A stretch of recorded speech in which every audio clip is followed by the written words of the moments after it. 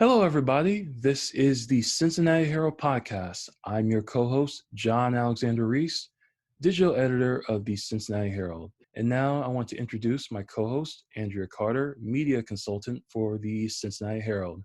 How are you doing today, Andrea? Fine. How are you doing today? I am doing just fine. And I also want to introduce our circulation director, Wade Lacey Sr. How are you doing today, Wade? Doing good. Good evening, everyone. All right. And then I also want to introduce our intern, Zoey Becker. How you doing, Zoey? I'm great. Happy to be here. Great. And today we have a very special guest with us, and it is the president and CEO of the Center for Closing the Health Gap, Renee Mahaffey Harris. How you doing, Renee? I am doing well this evening. Thank you so much for inviting me to join you all. No problem at all. Today we're going to be covering a few topics that's going to be online and also in the print edition. So the first topic I would like to cover is Lloyd Austin. And if you don't know Lloyd Austin, you definitely should.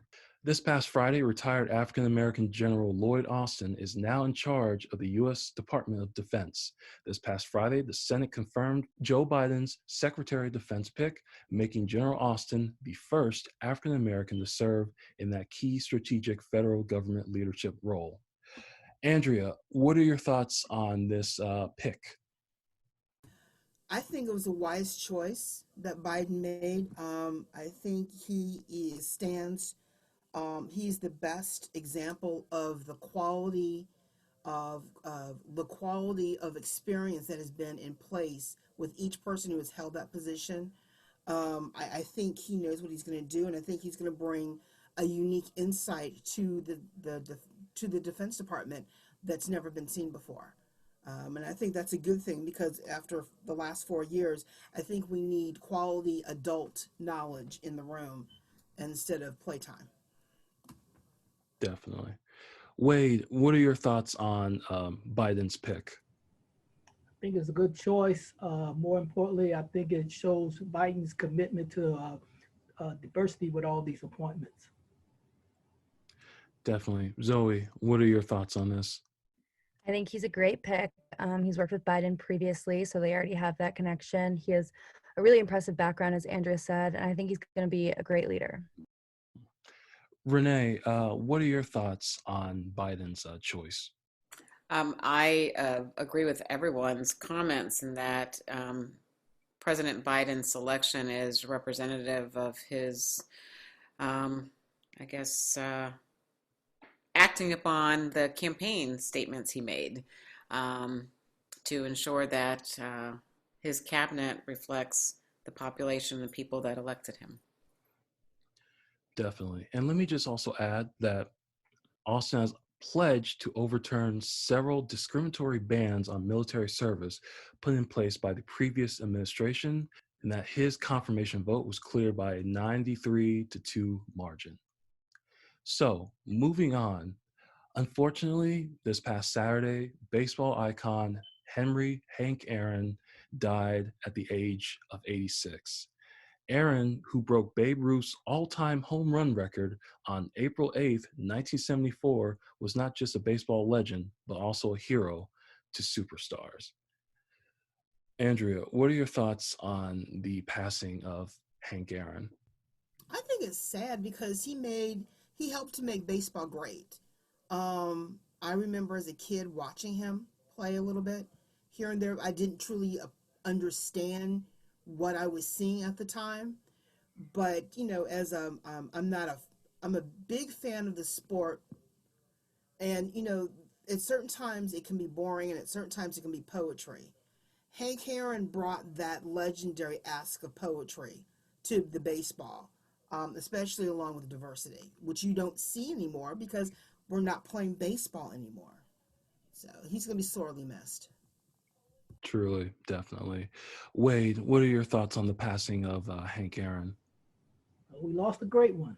When you think of Hank Aaron, you think of Willie Mays, you think of Jackie Robinson, Satchel Paige, those type individuals that will live on forever and ever. So we did lose a great one with that. Zoe, I know Hank Aaron is definitely not in your time frame, but what are your thoughts on the passing of this baseball great?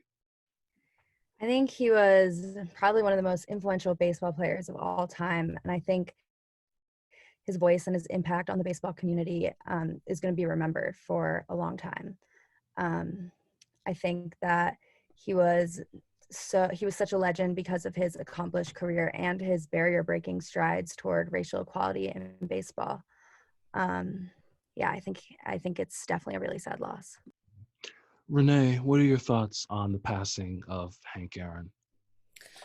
Well, I think that his death marks the death of a legend who I hope his example of how he stood for what he believed in, and how he rose to the level of his legendary status. And I hope that that can influence the future of Black baseball players in our country. And I know we've seen kind of less participation in baseball leagues for our young Black boys in our communities, and I'm hopeful that his legend can live on with our students learning the history of who he was and what he did for baseball.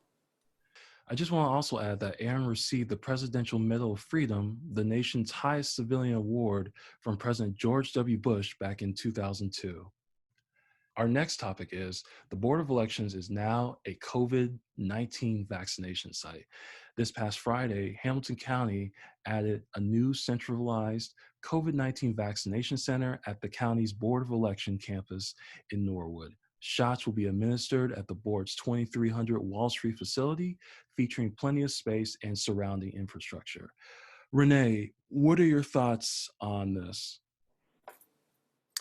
I think the more sites, the better. I think that we have a while before we get to this place where, well, I don't know. I think it's an interesting question. I think that the more sites, the better. We need to make sure that there's equitable distribution of the vaccine, and I know that there are efforts to look at where people are, where people live, and ensuring that transportation is not a barrier to getting a vaccine. And so the more locations that we can locate that people are already familiar with, I think the better for dissemination and accessibility. So there's a lot of work to be done. There's still a great deal of vaccine hesitancy. And the only way that we overcome that hesitancy is by working collaboratively with our Black physicians, clinicians, and researchers, so that information helps take the place of many of the myths and real concerns, so that people have the facts to be informed and make informed decisions on why the vaccine is what we all must take to ensure that we get to a new normal and get back to some normalcy of life, and get through this pandemic. So many people are working hard to make sure that those vaccine locations make it simple and easy to get to. And I think that site is definitely one of those opportunities, because it's well known, because many people visited those sites during the election process. Definitely. Andrea, what are your thoughts on this news story? I think it's a brilliant use of a safe space. People are, especially since this last election, people have been motivated. They know where this place is. They've been there. They had a positive experience, no matter who they voted for. And there's a feeling of positiveness with the Board of Election. And I think it's just a great PR campaign of, your vote was safe, so you can be safe as well when you go get the vaccine. I think it's a brilliant, subtle move on the health, on whoever decided to do that. It's a great move. It doesn't matter to me where I can get the vaccine, as long as I get it. True. Wade, what are your thoughts? I agree. The more locations that are accessible is a great idea, putting it there. I guess the most interesting thing that comes to my mind is what just happened with the election. And they showed that if you make the locations accessible to a lot of people, that they will use them, they will come and take advantage of it. So I see going forward that this same type of thought process to getting them out to different locations, making them available to the CVS's, the Walgreens, and the places like that is a good starting point to getting as many people as possible the chance, the opportunity to take that vaccine. Yes, of course. Zoe, your thoughts? I agree. I think it's a great first step. I think that if we're gonna eventually want to administer it to as many people as we can, we have to use all the resources available. And I think the Board of Education is a great structural resource to use. Definitely. So I want to bring out the last topic, and that's why Renee is here. And she's going to talk about COVID-19 and vaccine education in Hamilton County. So, Renee, please educate us and all the viewers. Well, I don't know that I'm going to educate everyone. I think that we have learned a lot since we knew that there was going to be a vaccine. I began talking with reporters with CNN, and they were focusing on the fact that all the data was really indicating that Black people in particular were extremely cautious, and frankly, many statements have been made that people across the spectrum, and that means all incomes and professions, were saying, I don't know if I want to take this vaccine. I don't want to be the first. Since then, I will say, based on data that we will be releasing next week for Hamilton County, that feeling of hesitancy still persists. It looks much different than it did in May, where people were more willing.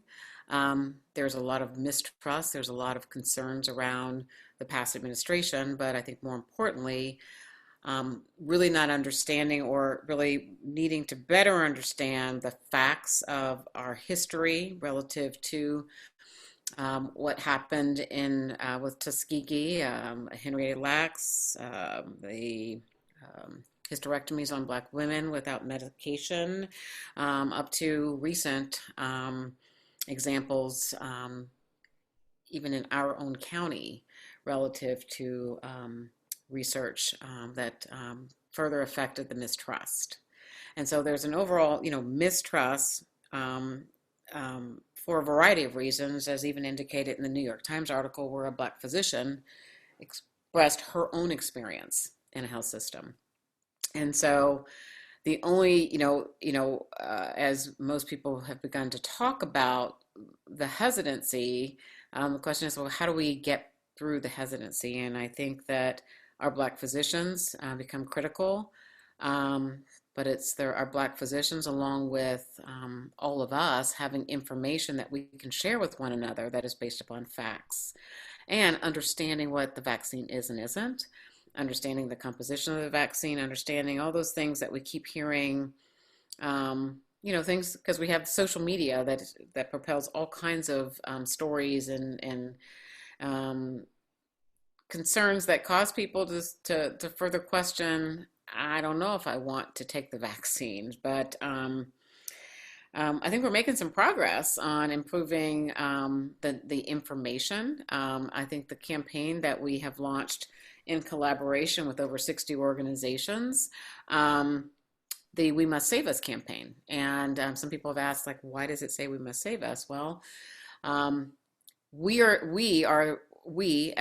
Black people and brown people in this nation are being disproportionately impacted by COVID-19. And so we must make sure we are educated. We must make sure that we inform and help each other get to a place where we do all that we need to do to protect ourselves and our families, by understanding that even when you get the vaccine, doesn't mean you stop wearing a mask, doesn't mean that all of a sudden you start socializing more, or really not being as cautious and conscious of washing your hands. Those questions keep being asked. People assume that, okay, I've gotten the vaccine, that means I can do something different. I'm concerned about the level of vaccine and the frequency of vaccine dissemination happening in our community. And it's not as a result of any of us, it's a result of the federal government actions to not increase the vaccine distribution and development. And so now we sit in a place where, our health departments and the over 2,000 entities that can disseminate the vaccine have small quantities that they're receiving. And so we hope by middle of February to, be at age 65. But we now, as I was a part of a briefing today with Hamilton County commissioners, and, the commissioner was talking about the fact that they got, less than 1,000 vaccines, but they have thousands of people yet to vaccinate. So we all have to be patient with each other. And as people get more information and are saying we're taking the vaccine, we want to make sure that the vaccine is easily accessible. And so the earlier conversation about the Hamilton County Board of Elections is one of those steps. But the notion that 70% of people in this country are going to need to be vaccinated for us to get to a level of immunity to protect all of us, that's a lot of people. And so we must be as informed as possible so that we can share the best information that we have with one another and ensure that we all get vaccinated, and understand that it may take a little bit more time than anticipated, but that all of us will get a vaccine. Definitely. I just wanted to ask you just a couple of questions, though, because recently Hamilton County has been labeled purple, and that means it is a public emergency. So what are your thoughts on that? And when do you think we can get out of the purple range? Well, I do know for a fact that we are going to get out of the purple range tomorrow. We're going to go to red, and again, I'm not the expert, but what I do understand from Dr. Kesterman and Dr. Moore, or Commissioner Kesterman and Dr. Moore, our health commissioner, that we had a percent of the variables that make you be in purple, and our numbers of hospitalizations and incidents of COVID have come down. But the reason that we're coming out of purple is because our hospitalizations have come down. We still have high rates of COVID, but because we've come down in some of the other indicators that caused us to get to purple, like those three indicators that caused us to get to purple, we've come down in those numbers. So red means we still have high levels of COVID-19 in our community. And so that means, unfortunately, I know we're all fatigued, but we must continue to do those three things, which are masking up, social distancing, and washing our hands. If we continue to do that well, and I think that, your question, I think, is like, how do we come down from purple? Well, we do the things to be preventative so that we can protect us from the spread. And if we can do that better, I think we had a spike because of the holidays, right? And so, if we can remember to protect ourselves and each other, we hopefully won't spike to purple again. That the more people that are vaccinated, and specifically because they started with vaccination of nursing homes, and with our more vulnerable populations, who 87% of our senior vulnerable populations were the largest percentage of those deaths, right? And so now with vaccines focused, and there's been lots of controversy on where that focus should be, the decision of the governor to focus on our most vulnerable individuals who are seniors in nursing homes and assisted living facilities being vaccinated first is definitely going to improve those mortality rates, as well as the impact of COVID-19 in a person's body. Well, that was a fascinating discussion. I want to thank you very much, Renee, for giving us all this very important knowledge about the vaccine and everything. Well, thank you for having me. We must work together because we know that our information comes from each other. So the more informed we are, the more that we can inform each other and save our lives. Definitely. And I also want to thank Zoey and Wade and Andria for also being on this podcast. Thank you guys so much. Thank you. Thank you. Thank you. Joy being here. Okay. So make sure you check out all of these stories and other stories on our website at www.thecincinnatiherald.com. You can also check out our print edition, which is coming out in a couple of days, which is sold at your local Kroger, UDF, Walgreens, Joseph Beth Booksellers, and at select service stations. Make sure you follow us at the Cincinnati Herald on Facebook. You can also follow us at Cincy Herald on Twitter and Instagram. You can also follow us on YouTube. Just search for the Herald TV. And we're also on TikTok now, believe it or not. Just search for us at the Cincinnati Herald.